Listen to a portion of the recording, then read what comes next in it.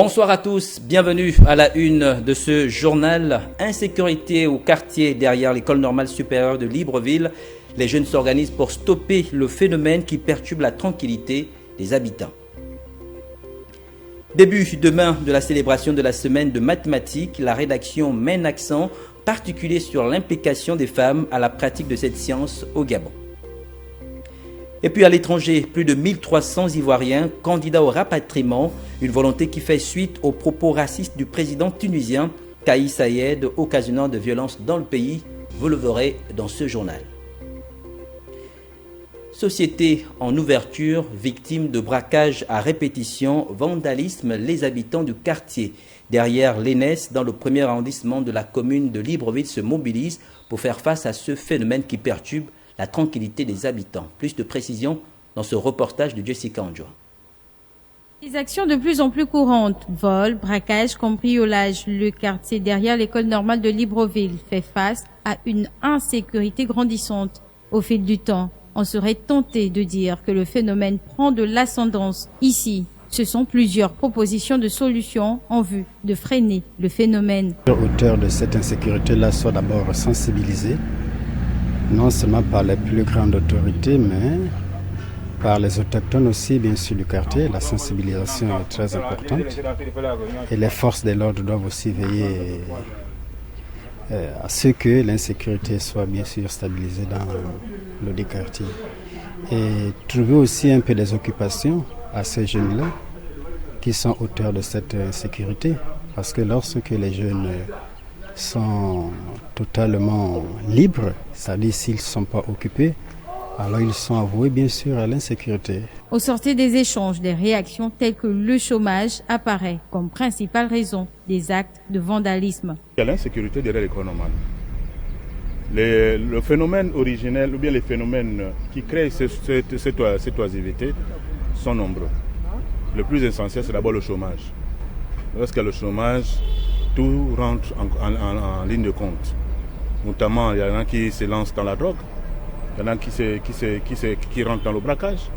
Et ça rend un quartier en insécurité. Mais au plus haut niveau, il faut d'abord régler le problème de chômage. Donc il faut trouver le travail à beaucoup de jeunes Gabonais.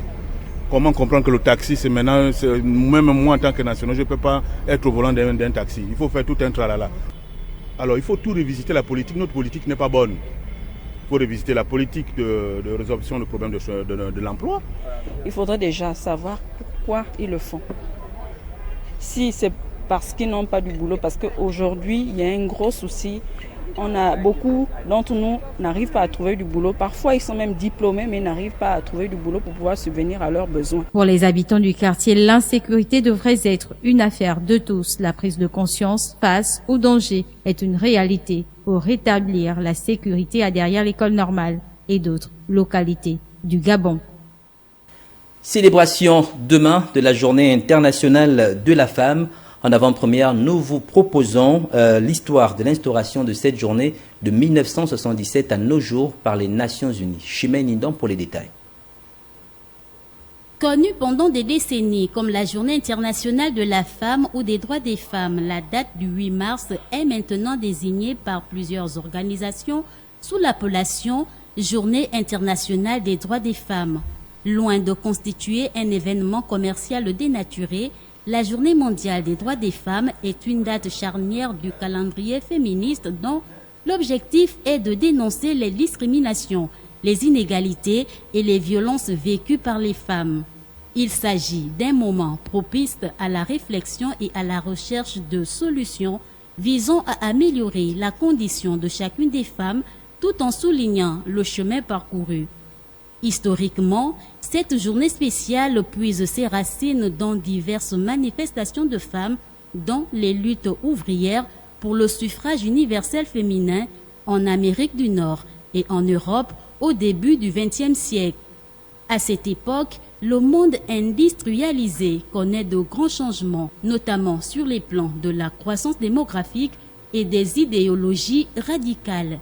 La journée des droits des femmes serait principalement marquée par deux faits historiques, le Women's Day en Amérique et la journée des femmes en Europe.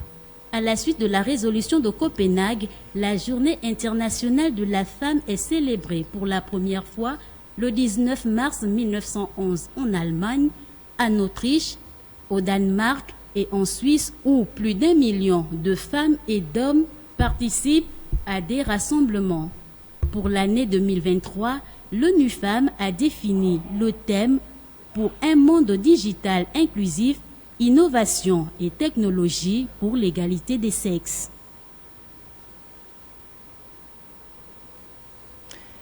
Dédiée à toutes les femmes, la Journée internationale de la femme reste peu valorisée au Gabon. À en croire les principales concernées, elles y voient tout de même une opportunité de faire entendre leur voix.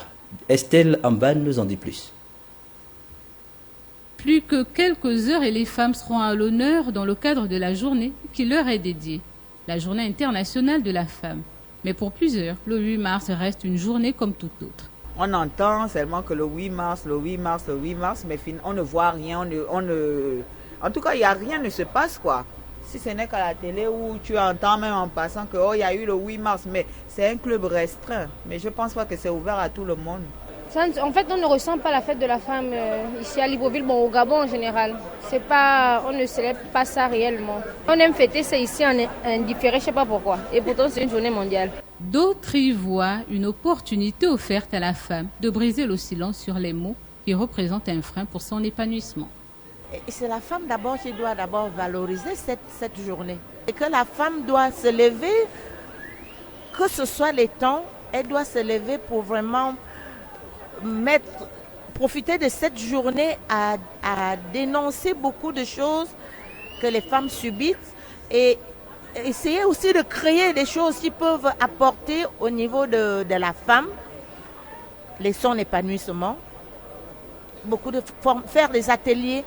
Il faut que la femme ait un mot à dire pendant la journée mondiale de femmes. S'il est vrai que la célébration de la Journée internationale de la femme ne connaît plus le même engouement qu'il y a quelques années, il reste que de nombreuses organisations non gouvernementales et autres regroupements de femmes initient tout de même des activités tout au long du mois de mars pour valoriser les droits des femmes. Toujours en rapport avec cette journée, il y a le rôle principal de l'éducation de la femme au sein de la cellule familiale. Je vous propose de découvrir ce que pensent les concernés au micro d'Estelle Amvan. En tout cas, si déjà ils peuvent commencer à avoir des ateliers, enseigner aux jeunes filles comment se comporter dans un foyer, ça c'est pas mauvais. Parce qu'aujourd'hui on se retrouve avec beaucoup de jeunes filles mères qui ne savent pas comment il faut... En tout cas, on n'a plus l'éducation qu'on devait avoir. Maintenant, si dans ces ateliers-là, on nous apprend comment se comporter avec un homme, comment se comporter dans un foyer, qu'est-ce qu'il faut faire pour celles qui ne veulent rien faire, apprendre à faire par exemple le manioc, des trucs comme ça que nous avons la possibilité de faire, mais on ne sait pas, c'est pas mauvais. On lâche le côté de l'éducation et ça a mené beaucoup de la dérive. Au jour d'aujourd'hui, la jeune fille, nous sommes censés l'éduquer, que ce soit des situations. La femme reste éducatrice. Nous ne devons pas fuir le côté-là. On doit éduquer même si nous élevons seuls. On doit s'appuyer sur l'éducation de la jeune fille et le jeune garçon aujourd'hui. Parce que c'est inconcevable qu'on trouve nos enfants à bas âge en train de heurer, le père vit, la mère vit, en train de heurer et chercher le boulot qui n'est pas facile, parce que voler, c'est pas facile.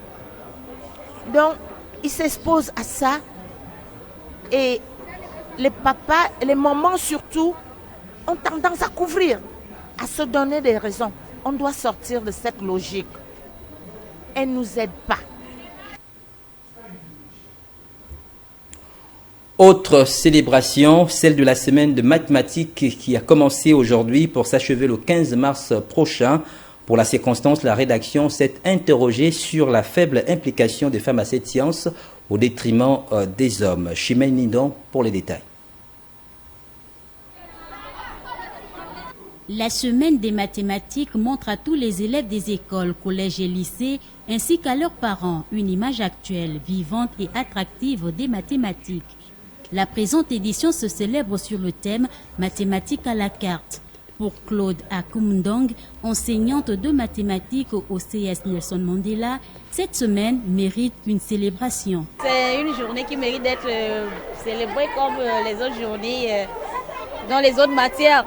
Mais vraiment sur les mathématiques, parce que déjà on a un problème sur l'orientation des enfants en séries scientifiques en général et en particulier dans la matière de mathématiques, parce que beaucoup des enfants malheureusement ne s'intéressent pas à cette matière parce qu'ils disent qu'en mathématiques on demande plus de travail. Le travail acharné dans cette matière est entre autres les raisons pour lesquelles les filles sont peu nombreuses dans un cursus scientifique. Ça fait partie de l'une des raisons. Il y en a aussi d'autres facteurs, il y en a plusieurs. Mais vraiment, on va dire la principale des raisons, c'est vraiment déjà le travail qu'on demande en série scientifique. Beaucoup se disent, bon, en série scientifique en général, il y a plus de travail à fournir qu'en série littéraire. Mais non, c'est pas ça. Enseignante de mathématiques actuellement, Claude Akumndong avait précocement ressenti en elle la volonté de faire des mathématiques une vocation. Dans les mathématiques, ça va, c'est une matière qui me souriait beaucoup, on va dire. Donc du coup, voilà pourquoi je me suis orientée en série scientifique pour bien évidemment explorer de plus en plus cette matière-là. Diabolisée par certains élèves, les mathématiques restent pour d'autres un tout, sinon une passion. La mathématique peut nous aider à faire tout dans le monde. En toute chose, même quand on marche, on peut compter le nombre de pas qu'on fait. On fait tout avec les mathématiques. Les mathématiques, on ne va pas dire que c'est une matière pour moi. Les mathématiques, c'est une passion. Au contact de ses élèves, Claude Akumndong transmet notamment aux filles le courage et la persévérance à explorer les mathématiques car elles n'ont rien de moins que les garçons pour réussir. L'actualité hors de nos frontières clôture ce week-end de la 28e édition du FESPACO à Ouagadougou, capitale du Burkina Faso. La présente édition a vu la récompense de nombreux lauréats ayant été sélectionnés pour prendre part à ce festival. Le récit est signé Maya Meza.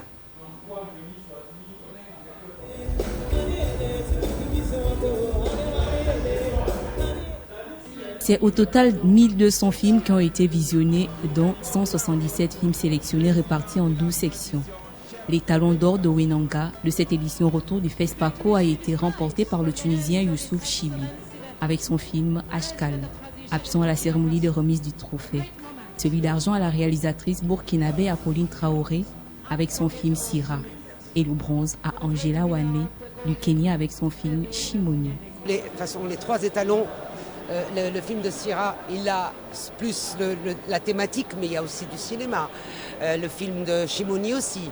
Mais celui qui, à l'issue des discussions, celui qui avait plus de créativité, c'était le film de Youssef Chibi. Le FESPACO, créé en 1969, est considéré comme le plus grand festival du cinéma africain. Chaque année, des dizaines de milliers de spectateurs viennent à Ouagadougou pour assister à ce que l'on surnomme les Oscars africains. Je suis très heureuse d'avoir au moins atteint l'argent. C'est vrai qu'on espérait tous avoir l'or, on ne l'a pas eu, mais c'est pas grave. On va continuer à se battre. Ça fait la 4e fois que je me bats avec la compétition. On aura une 5e fois, une 6e fois. Et la prochaine fois, même si ce n'est pas moi, on va ramener ce trophée à la maison. Cette 28e édition intervient dans un contexte critique pour le Burkina Faso. Le pays a connu en 2022 2 coups d'État militaires successifs et est régulièrement la cible d'attaques djihadistes depuis 2015. Le Gabon, avec ses productions, a été non partant pour briguer les talons d'or du Wenanga, la récompense suprême de ce grand rendez-vous. La prochaine édition du FESPACO est prévue se tenir du 22 février au 1er mars 2025.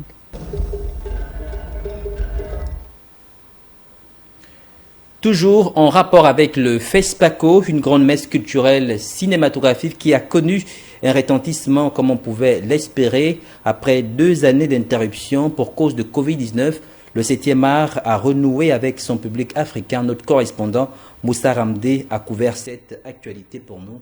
Je vous invite à regarder. Et voilà, la cérémonie de clôture du FESPACO 2023 vient juste de se terminer ici même au Palais des Sports de Ouagadougou avec le sacre du Tunisien Youssef Chebi qui remporte le talon d'or de Nyenenga avec son film Askal. Il succède ainsi le Somalien Chada Ahmed qui avait remporté l'édition précédente. Il faut dire que cette cérémonie de clôture a été assistée et présidée par le président de la transition burkinabé, le capitaine Ibrahim Traoré. Au départ était aussi annoncé le président de la transition malienne, le colonel Assimi Goïta. Finalement, il n'a pas été présent à cette cérémonie de clôture. Les raisons de son absence n'ont pas été dévoilées. Mais il faut dire que la cérémonie s'est déroulée comme il se doit, sous l'appréciation des différents participants. La cérémonie, là, vraiment était très bien. Bon, on s'attendait plus à une femme, une féminine cette année, quoi. Apolline Traoré, bon, dommage, elle n'a pas eu, mais il ne faut pas qu'elle va se décourager. Et l'année prochaine, en 2025, elle est là.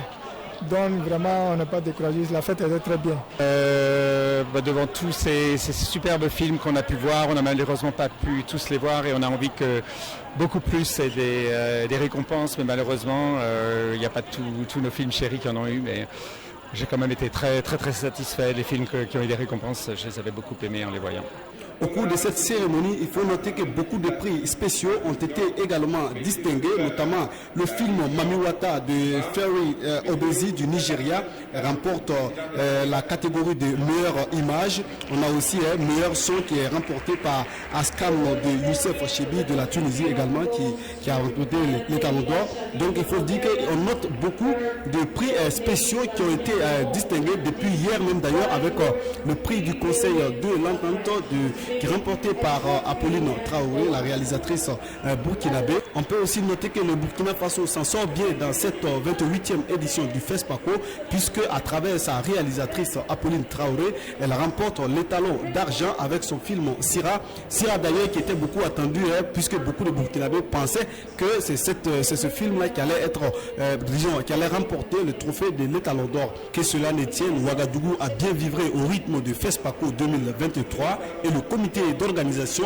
donne rendez-vous aux différents cinéastes pour l'année 2025 pour la 29e édition.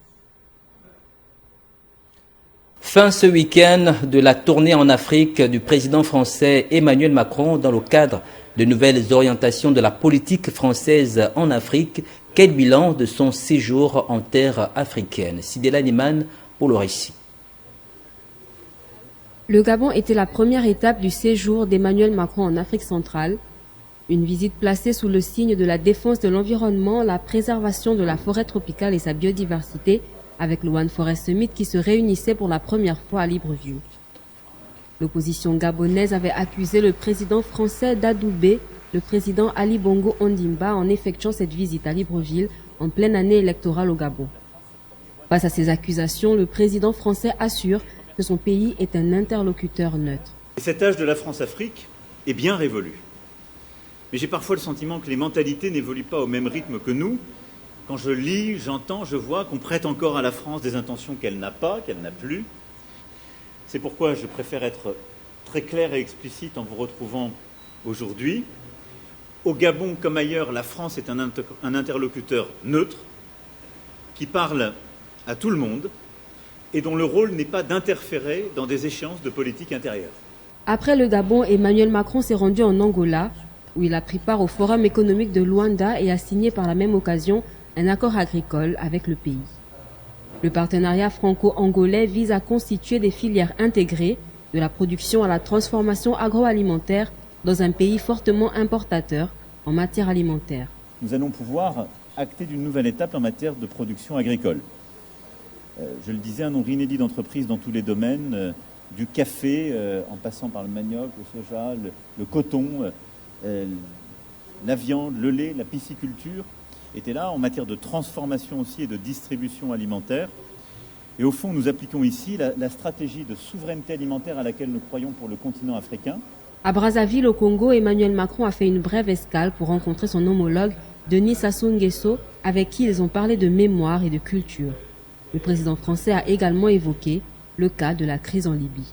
D'abord, on a évoqué nombre de sujets régionaux, et compte tenu du rôle du président au sein de l'Union africaine et de son engagement dès le début sur la situation libyenne, nous nous sommes coordonnés sur ce sujet pour aussi soutenir les initiatives prises par l'Union africaine pour permettre justement un processus de réconciliation allant vers le processus électoral et accompagnant le travail du représentant spécial du secrétaire général des Nations Unies que nous soutenons.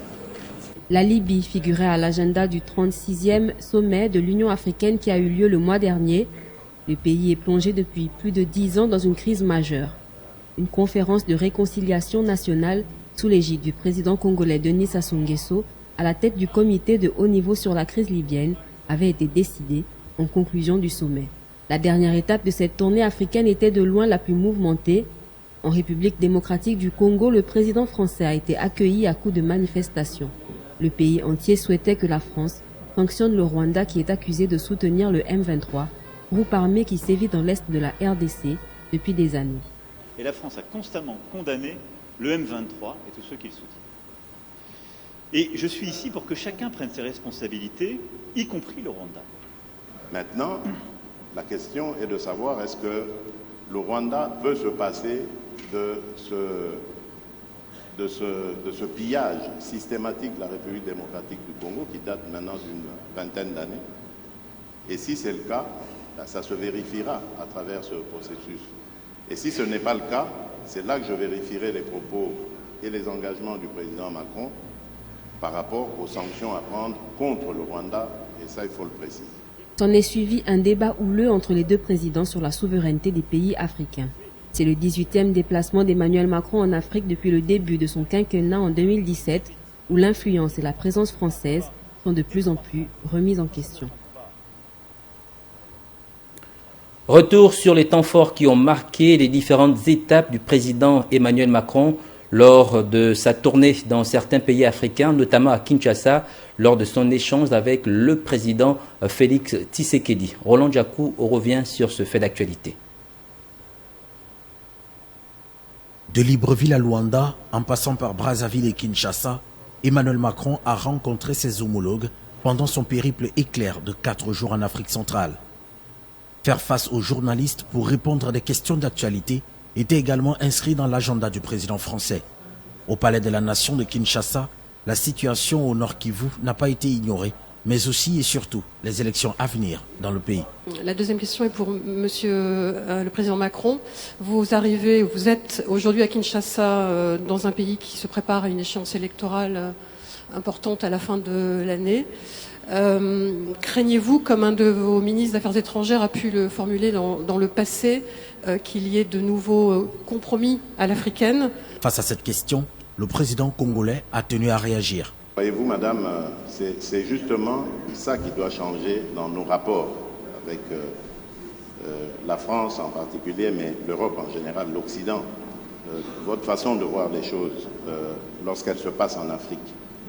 Quand il y a des irrégularités aux élections américaines, on ne parle pas de compromis à l'américaine.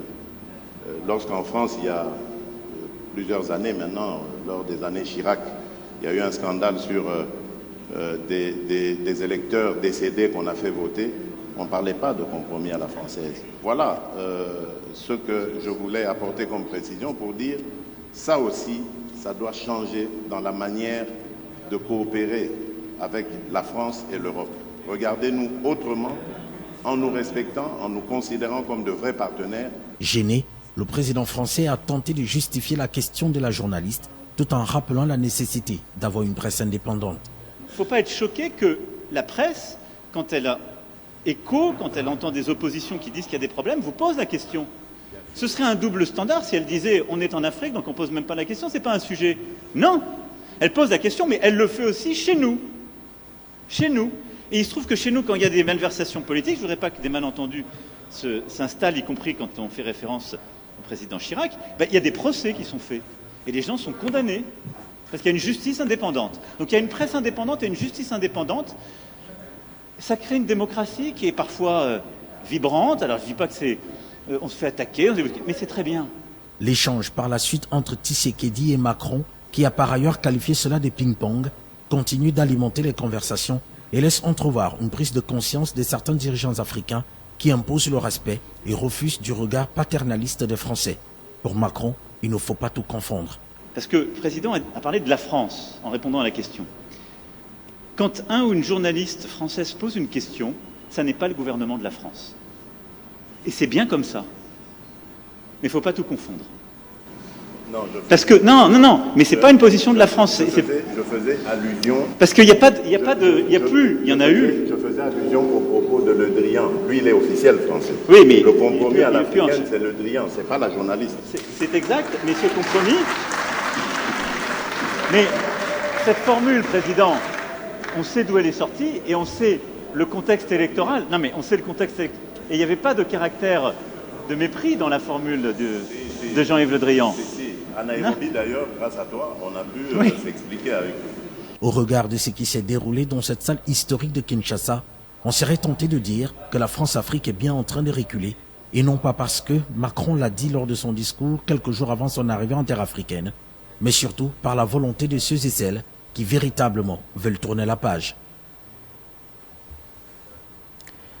Nous restons en République démocratique du Congo pour parler cette fois-ci de l'arrivée hier à Goma des premiers contingents de la force d'interposition est-africaine. Leur mission, garantir l'implication du cessez-le-feu par les belligérants. Ralph Lenyongo nous en fait l'écho.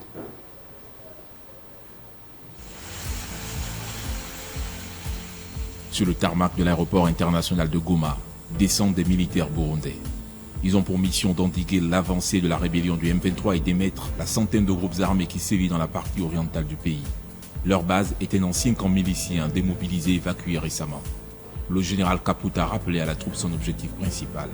Cela, c'est pour matérialiser les cessez-le-feu qui intervient dès ce mardi 7 mars. Ensuite, c'est participer au retrait du M23. Des troupes sud-soudanaises et ougandaises sont encore attendues sur le sol congolais pour compléter le dispositif militaire décidé par la communauté d'Afrique de l'Est. Le M23, resté en sommeil pendant près de 10 ans, a repris les armes en fin 2021, soutenu par le Rwanda selon Kinshasa. Ce qui a été corroboré par des experts de l'ONU. Kigali s'en défend et accuse l'armée congolaise de collusion avec des rebelles Hutus d'avoir participé au génocide de 1994 dans leur pays. La rébellion du M23 contrôle les localités dans les territoires de Nyiragongo, Rutshuru et Masisi dans la province du Nord Kivu.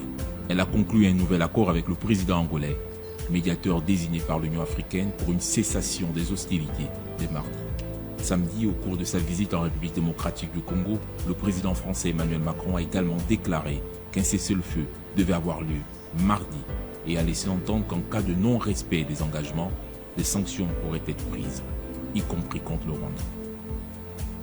La suite de cette édition d'information, retour en Côte d'Ivoire des 145 Ivoiriens en provenance de Tunisie. Décision prise par les autorités ivoiriennes, décision qui fait suite aux propos racistes tenus par le président tunisien Kais Saied, occasionnant de fortes tensions dans le pays. Leslie Nanaka pour le récit.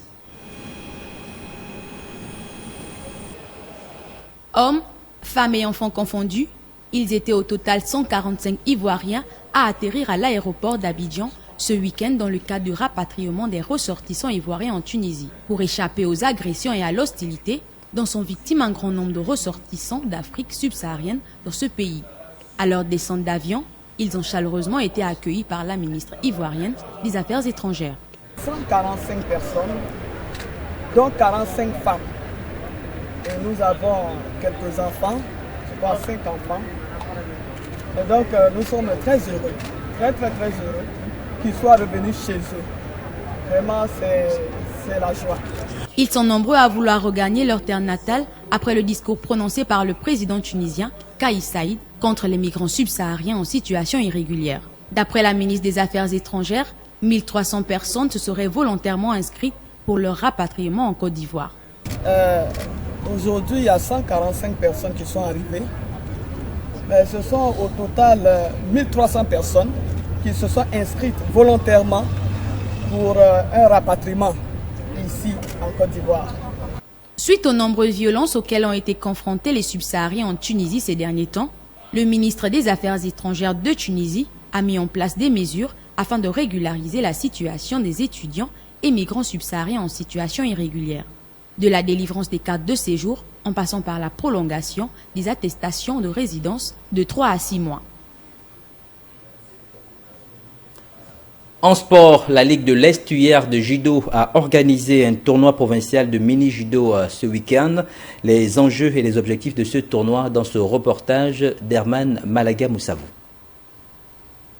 Le gymnase du Prytanée militaire de Libreville a été le témoin du tournoi provincial du mini-judo ce samedi 4 février 2023. Le président de la Ligue de l'Estuaire précise les enjeux de ce tournoi pour les athlètes et la Ligue. Nous sommes sur le mini-judo. C'est essentiellement pour c'est toujours de la détection. Ça permet de voir le travail que je fais dans les clubs au niveau de l'initiation. Ça permet de faire de la détection parce que là, on a des catégories d'âge qui commencent à entrer dans les luttes. On a les minimes qui sont appelés à intégrer les catégories cadettes d'ici l'année prochaine. Donc il est important pour nous de les voir sur le tapis comment ils s'expriment. Ce travail de détection repose sur des critères que le président de la Ligue a tenu à rappeler. On fait un suivi simple. Après chaque événement, nous faisons des rapports dans lesquels on établit des classements individuels. On va remarquer que chaque fois, c'est le même jeune qui arrive en premier, en deuxième, en troisième. Ça nous permet, nous, de pouvoir garder l'œil sur eux. Parmi ces jeunes, il y a déjà des pépites qui se dégagent. Moi, j'en connais que je regarde depuis 3-4 ans, qui sont là, qui sont constants, et j'ai beaucoup d'espoir en ces jeunes-là. Et on espère qu'on ne va pas les perdre en route à cause des études, à cause d'autres raisons, mais on les observe. Il y en a qui sont sur le tapis en permanence et qui progressent, continuent de progresser. Et j'invite les clubs à continuer à garder la main sur ces enfants qui seront en élite pour demain. Au regard de la vision déclinée par la Fédération gabonaise de judo, les clubs et la Ligue de l'Estuaire semblent être déterminés à accompagner ces jeunes et en faire l'élite du judo gabonais. 11e journée du championnat national de première division. Le week-end écoulé, le leader CSB avant cette journée perd sa place après la défaite contre l'AS Mangasport. Les détails de cette journée avec Herman Malaga Moussavou. 20 buts marqués lors de cette 11e journée du National Foot 1 et surtout le fauteuil de leader du championnat national ravi au CSB par Mangasport.